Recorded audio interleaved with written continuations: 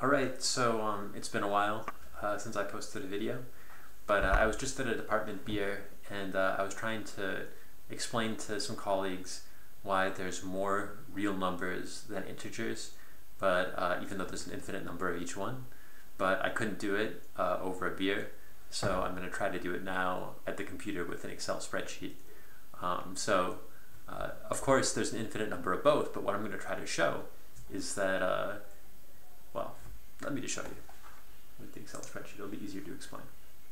Alright, so first let me show you, I got two columns here. One is integers and one is real numbers between 0 and 1. Alright, and first let's take a look at these integers.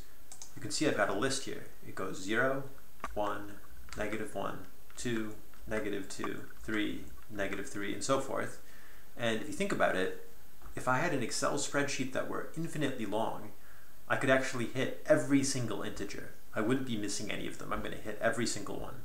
So an infinitely long Excel spreadsheet could actually contain every single integer. Alright. Now, second column, you can see I've got real numbers between 0 and 1, and I've just used the Excel rand function, but these are just different real numbers, and of course because it's a computer, it's going to cut off the random number at some point, but if this was really a real number, that would continue. I could just have an infinitely long number for each of these rows. So it'd be 0.952987201234, whatever, going off for an infinitely long series. All right, so that's that. And let's assume that this infinitely long Excel spreadsheet contains every single real number between 0 and 1. What I'm going to do is do a proof by contradiction that the spreadsheet does not contain every single real number. The way I'm going to do that is I'm going to construct a real number that's not in this list. Even if this spreadsheet were infinitely long, the number I'm going to construct is not on the list. So here's a constructed real number not on the list. So I'm going to use an algorithm. And what I'm going to do is, whenever I see a 2, I'm going to write a 3. Whenever I see a 4, I'm going to write a 5. If I see a 9, I'm going to write a 0, and so forth. So let's look at this. I'm going to put 0 point. This first number, it's got a 2 in the first digit after the decimal, so I'm going to write 3.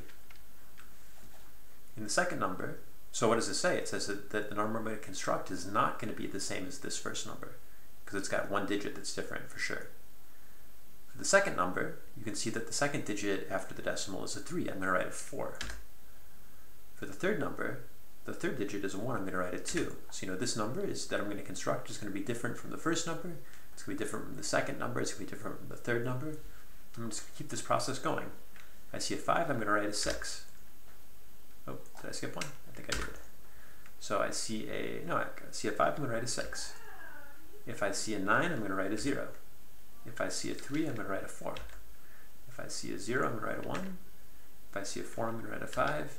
If I see a 6, I'm going to write a 7. So what I've done so far is that this number that I've made, it's different from this number, it's different from that number, it's different from this number. It's got at least one digit different, right? From all of the numbers. And because the computer is going to round, it's going to stop somewhere, I have to stop somewhere. But if this were actually real numbers, each of these would be infinitely long. So I could just keep this process going, and in fact, for the entirely infinitely long list, and this number I'm constructing is going to be different from every single number on the list. Okay, so I've constructed a real number that is not contained in this infinitely long spreadsheet, which means that even an infinitely long spreadsheet could not contain the real numbers. Okay, it can contain the integers, but it can't contain the real numbers, and you can kind of see intuitively why that is. The spreadsheet is going off in infinity in one direction, but the real numbers are going off into infinity in another direction.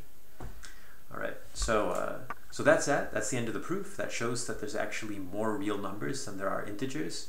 I'm just realizing that I didn't explain why I have a star on my face. My son got a bunch of tattoos, and he has some extras. So that's that. See you next time.